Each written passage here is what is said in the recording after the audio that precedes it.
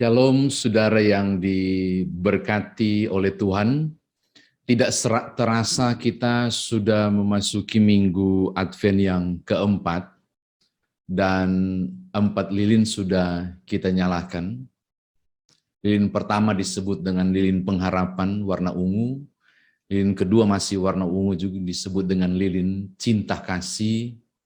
Lalu lilin ketiga itu berwarna merah muda, melambangkan kesukacitaan atau biasa disebut dengan Minggu Gaudete, tentang betapa sukacitanya gembala menerima berita tentang kelahiran Yesus Kristus. Tidak heran juga lilin ini disebut dengan lilin gembala. Dan yang keempat, kita berjumpa dengan lilin warna ungu lagi, dan 4 lilin sudah dinyalakan, dan bicara tentang perdamaian atau damai sejahtera. Nah, hari ini kita akan mengupas tentang makna damai sejahtera dalam pemaknaan telah lahir Raja Damai, Juru Selamat kita. Bapak, Ibu, Saudara kekasih di dalam Tuhan, apa itu damai sejahtera? Banyak orang sering bicara soal damai sejahtera, tapi apa sebenarnya maknanya secara alkitabiah?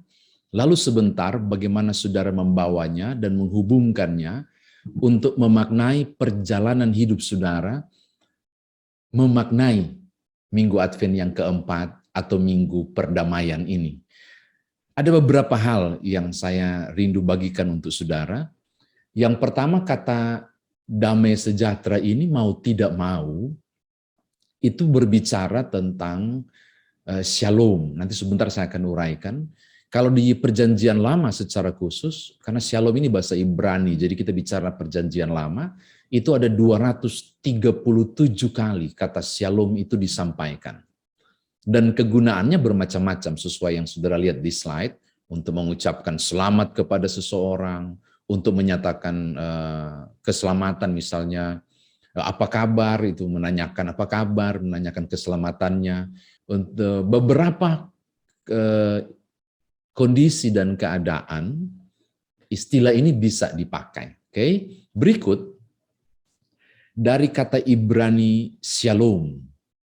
Biasanya kalau menggunakan bahasa Inggris, dia menggunakan transliterasinya itu pakai SH, shalom. Dalam bahasa Indonesia menggunakan SY, shalom. Tapi saya lebih suka menggunakan kata shalom, SH. Karena baik SH maupun SY pengucapannya juga sama. Shalom, shalom, kurang lebih sama. Nah, menarik Bapak Ibu, kata damai sejahtera atau shalom ini punya makna luar biasa. Punya arti dua arti penting yang tidak bisa dipisahkan. Perlu dua kata untuk menerjemahkan kata shalom dalam bahasa Indonesia, yaitu damai dan sejahtera, dan digabung menjadi damai sejahtera.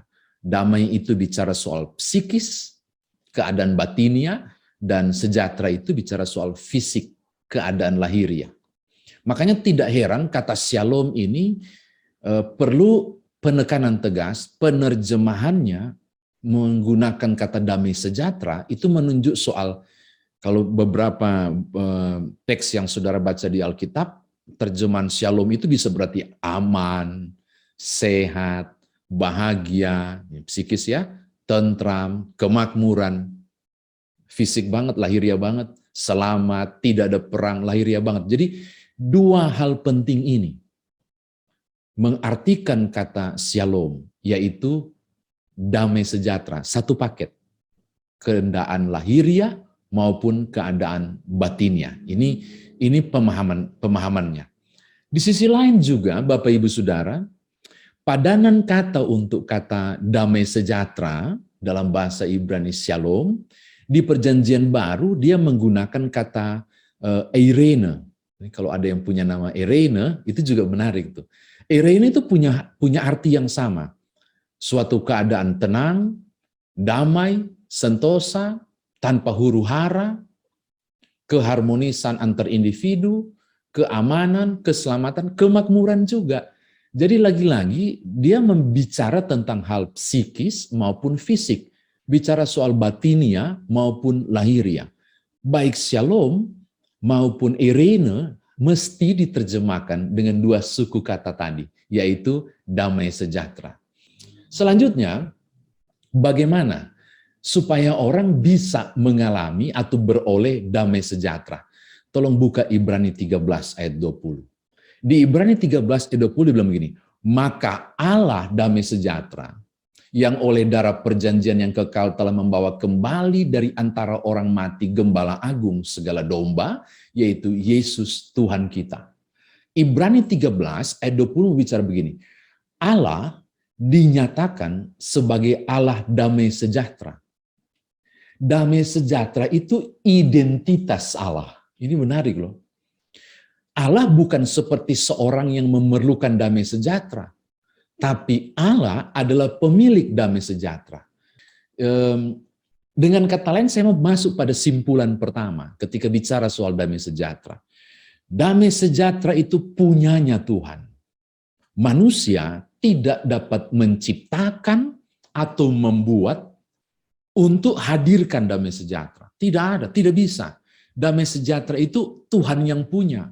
Bahkan salah satu identitas atau sifat keilahiannya, Allah damai sejahtera. Makanya saya mau katakan simpulan pertama ini, tidak ada siapapun yang dapat menghadirkan damai sejahtera dengan cara apapun. Berikut yang kedua, tolong lihat Yohanes pasal 14 ayat 27. Damai sejahtera ku tinggalkan bagimu, kata Tuhan Yesus. Damai sejahtera ku berikan kepadamu. Dan apa yang kuberikan tidak seperti yang diberikan oleh dunia kepadamu. Janganlah gelisah dan gentar hatiku. Dari tadi saya bilang bahwa damai sejahtera itu tidak persis dengan istilah yang dikatakan oleh banyak orang, oh damai, oh sejahtera. Enggak Bapak Ibu. Karena damai sejahtera itu sifat ilahi. Damai sejahtera itu Allah itu sendiri. Allah damai sejahtera. Dan menariknya, Yesus katakan, aku berikan kepadamu. Bahkan penekanan luar biasa, tidak seperti yang dunia berikan. Bicara soal damai sejahtera, parameternya bukan ukuran dunia. Betul loh, luar biasa loh. Tapi ukurannya lah ukuran Allah. Terus, maka saya menemukan simpulan yang kedua. Bicara soal damai sejahtera, itu bicara soal pemberian Allah, bukan pemberian dunia. Kalau pemberian dunia, itu damai sejahtera yang palsu. Damai sejahtera yang sesungguhnya adalah pemberian Allah. Maka bolehkah saya katakan damai sejahtera itu anugerah? Berikut, coba lihat Yesaya 9 ayat 5. Ini juga nanti kita akan mengerucut sampai pada peristiwa Natal Kristus. Sebab seorang anak telah lahir untuk kita, seorang putra telah diberikan untuk kita, dan seterusnya itu berbilang begini. Namanya disebut orang, penasehat ajaib, Allah yang perkasa, Bapa yang kekal, Raja damai. Ini mulai mengerucut. Kalau tadi saya katakan, damai sejahtera itu adalah Allah, karena Allah adalah damai sejahtera, maka dia makin mengerucut, menunjuk pada satu pribadi. Damai sejahtera yang dimaksud adalah kehadiran Raja damai, yaitu Yesus Kristus. Ada satu ayat penting lagi, Lukas pasal 2 ayat 14. Di Lukas pasal 2 ayat 14, peristiwa Efrata, padang Efrata, malaikat datang kan, dia bilang begini, kemuliaan bagi Allah di tempat yang maha tinggi, dan damai sejahtera di bumi, di antara manusia yang berkenan kepadanya. Kok bisa malaikat mengatakan kemuliaan Allah dan damai sejahtera itu jadi di bumi? Karena peristiwa kelahiran Yesus Kristus. Kelahiran Yesus Kristus memungkinkan damai sejahtera terjadi di bumi, di antara manusia yang berkenan kepadanya. Lagi-lagi saya mau katakan, ukuran engkau mengalami damai sejahtera bukan soal apakah engkau mampu secara bendawi atau harta benda. Ukuran damai sejahtera bukan soal apakah kondisi hatimu lagi nyaman atau tidak. Tetapi ukuran engkau mengalami damai sejahtera, kata Lukas pasal 2 ayat 14 adalah ketika kemuliaan Allah turun melalui Yesus Kristus yang lahir, disitulah dunia dan manusia yang hidup di antaranya mengalami damai sejahtera. Menarik toh, damai sejahtera terjadi justru karena kelahiran Yesus Kristus. Maka bolehkah saya katakan begini, damai sejahtera sangat berhubungan dengan peristiwa Natal Kristus. Penyalaan lilin keempat tentang lilin perdamaian, ini sangat berhubungan dengan ujung akhirnya, yaitu kelahiran Yesus Kristus. Damai sejahtera, Adventus keempat ini, mau menunjuk tentang peristiwa penting, yaitu Natal Kristus. Selanjutnya, saya sudah mau tutup Bapak Ibu. Aku punya jadwal cuma 15 menit soalnya. Bagaimanakah saudara beroleh damai sejahtera? Ada banyak cara Bapak Ibu, ada banyak cara. Tapi saya mau ajak saudara untuk melihat hal yang lain. Yaitu bagaimana memperoleh damai sejahtera melalui peristiwa Yusuf. Ada banyak hal, peristiwa Maria, peristiwa Elizabeth, itu juga peristiwa Natal Kristus kan? Atau tadi kita sudah sepakat, bicara Natal Kristus, bicara damai sejahtera, bicara lilin keempat ini yang akan menyiapkannya pada lilin Natal Kristus yang kita menyalakan tanggal 24 malam. Nah, makanya bagaimana caranya? Aku bisa mengecap, menikmati damai sejahtera itu. Saya mau katakan, ada satu toko yang banyak dilupakan orang, tapi sangat berhubungan dengan peristiwa hadirnya damai sejahtera, yaitu hadirnya Kristus di dunia.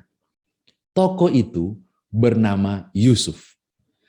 Apa sih yang Yusuf buat? Sampai Kristus bisa lahir dan rencana Allah jadi untuk dia. Nanti Bapak Ibu akan menemukan di Matius pasal 1 ayat 18-25. Ada 3 hal yang Yusuf buat, dan harapannya 3 hal ini untuk saudara juga bisa lakukan, mengecap damai sejahtera. Yang pertama, tolong lihat Matius 1 ayat 19. Karena Yusuf suaminya seorang yang tulus hati dan tidak mau mencemarkan nama istrinya di muka umum, ia bermaksud menceraikannya dengan diam-diam.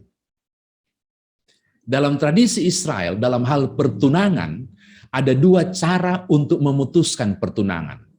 Cara pertama, melalui peradilan masyarakat adat. Itu kumpul banyak orang, kedua belah pihak keluarga besar, dan itu rame. Dan kalau itu terjadi, Yusuf menggunakan metode pertama, itu berarti perempuannya yang salah. Berarti ada persinahan. Dan hukum rajam sampai mati bisa terjadi ke Maria. Hal yang kedua, pilihan yang kedua adalah dia menuliskan tulisan pendek, disaksikan oleh 2 orang saksi, tidak harus kumpul keluarga, tidak harus kumpul tua-tua adat, dan dia serahkan kepada keluarga perempuan. Dan maknanya adalah berarti si laki-laki yang sudah nggak mau. Saya sudah ada perempuan lain, saya nggak mau kamu dan kita putuskan tunangan kita. Dan yang dicibir nanti si laki-laki. Karena dia dengan sengaja memutuskan secara sepihak. Dan itu wajar dalam hukum patriarkal pada macam itu. Dan ajaibnya, Yusuf memilih bukan pilihan pertama peradilan masyarakat adat, tapi memilih talak 2 saksi. Seakan Yusuf mau bilang begini, biarlah orang bilang saya yang salah. Biarlah orang bilang saya yang tidak setia. Jangan kau. Apa saya mau katakan? Itu bicara soal ketulusan cinta kasih Yusuf. Saya mau katakan hal yang pertama. Natal Kristus bisa terjadi. Damai sejahtera sampai ke bumi.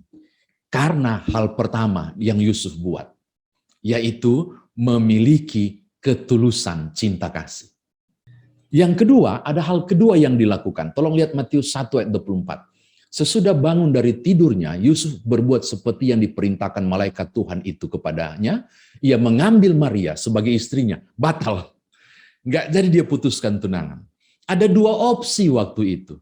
Ceraikan demi harga diri. Ceraikan supaya aku, gimana caranya saya menikahi orang yang sudah ada anak dalam kandungannya.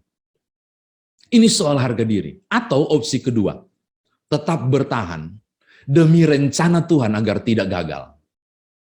Aku harus taat pada mau dan kehendak Tuhan. Dan menariknya, Yusuf memilih poin yang kedua.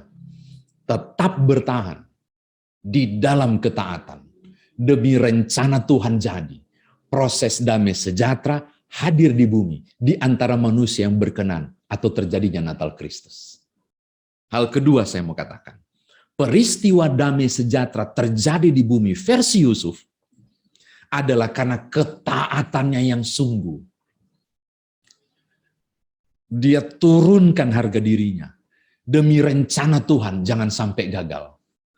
Bapak Ibu, andai kata Yusuf menceraikan Maria, apa yang terjadi dengan perjalanan dari Nazaret sampai ke Bethlehem?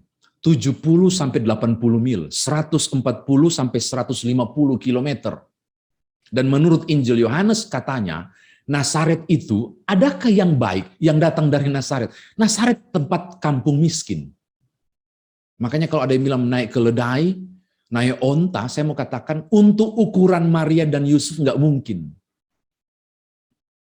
Dan satu-satunya cara barangkali untuk kemampuan ekonomi mereka, jalan kaki 140 sampai 150 km, Nazaret sampai ke Bethlehem. Bayangkan, kalau Yusuf tinggalkan Maria, demi ketaatan, pendampingan terjadi. Sehingga proses damai sejahtera hadir di dunia. Shalom itu terjadi di antara manusia yang berkenan kepadanya. Atau disebut dengan kelahiran Kristus. Ini hal kedua. Yang ketiga, Bapak Ibu, yang terakhir. Kekudusan. Tolong lihat ayat 25. Tetapi tidak bersetubuh dengan dia sampai ia melahirkan anaknya laki-laki dan Yusuf menamakan dia Yesus. Mendekati Maria itu adalah hak Yusuf sebagai seorang suami. Tetapi dia tahan dirinya untuk tidak mencemari kekudusan kandungan itu. Ini menarik menurut saya. Berapa lama dia tahan dan kekang dirinya padahal itu haknya. Berapa lama dia tahan supaya kekudusan kandungan tetap terjaga. Alkitab berkata sampai anak laki-lakinya itu lahir. Berarti berapa lama? 9 bulan. Betulkah? Salah. Bukan 9 bulan. Dalam peraturan untuk kenajisan, seorang perempuan itu najis selama 7 hari. Dan dia tidak boleh disentuh oleh suaminya, itu 33 hari. 33 hari tambah 7 hari, 40 hari. Berarti 1 bulan 10 hari. Maka total berapa lamakah Yusuf mengekang dirinya untuk menjaga kekudusan Maria?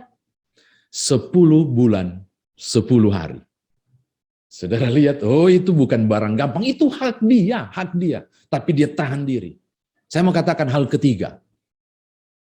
Natal Kristus terjadi, damai sejahtera itu akhirnya datang bagi dunia di antara manusia yang berkenan kepadanya. Karena poin ketiga versi Yusuf, yaitu menjaga kekudusan hidup. Kekudusan sangat penting untuk menghadirkan damai sejahtera itu. Maka kalau saudara tanya ke saya, gimana saya bisa menikmati damai sejahtera, padahal Kristus katanya sudah kasih damai sejahtera, namun kok saya merasakan ada yang gak beres di hatiku. Ada 3 hal kalau saudara mau pakai versi Yusuf. Hiduplah dalam ketulusan cinta kasih saudara pada orang lain. Suami, istri, anak-anak, siapapun, dalam ketulusan cinta kasih saudara. Hidup juga di dalam ketaatan pada mau Tuhan. Dan yang ketiga yang tidak kalah penting, upayakanlah kekudusan hidup saudara. Kekudusan hidup, ketaatan, dan cinta kasih yang tulus memungkinkan saudara menikmati damai sejahtera itu. Terakhir, saya mau tutup. Bicara soal damai sejahtera. Akhir tahun ini, saya tahu tahun ini tahun yang sulit bagi saya dan saudara. Di tengah kondisi pandemi dan apapun. Dan barangkali tanggal 24 nanti, ketika saudara menyalakan lilin Natal, tanggal 24 malam, mungkin ada sesuatu yang kurang yang mengganggu saudara. Kedukaan, kondisi finansial saudara, atau apapun bentuknya. Saya mau katakan begini, apapun yang terjadi, di sulitnya perjalanan tahun ini sekalipun, jangan kehilangan damai sejahtera saudara. Selamat menikmati damai sejahtera. Kiranya damai sejahtera itu menjadi bagian dalam kehidupan saudara pada 3 hal penting yang saudara kerjakan hari demi hari. Tuhan berkati Bapak Ibu.